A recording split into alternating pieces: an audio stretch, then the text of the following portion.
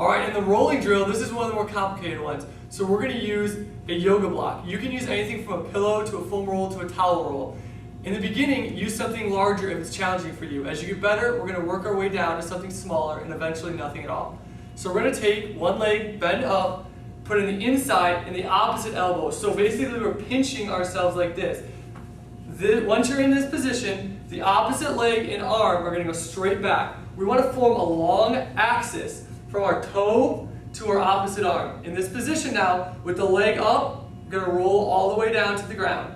Touch the knee to the ground and lift yourself back up with control.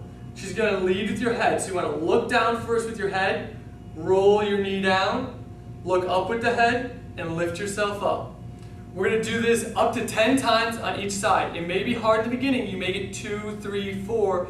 That's fine. If this is too challenging, I would take this and put this wider. Now she has less need to pinch, so it'll be easier for her. You can use a pillow for this. Okay, so if it's really difficult in the beginning, you can't get down or you can't get your elbow, that's fine. Use something wider.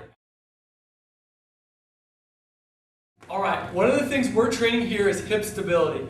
So even though it looks like we're working on one leg going to the side, we're actually working on the other hip.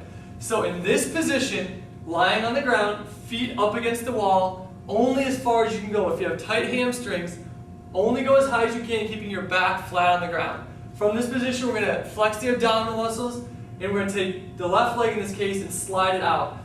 Now, that's pretty far. I don't expect you to go nearly that far, so come back in. We're going to look about half that way now, focusing on this hip. We don't want that hip to lift off the ground.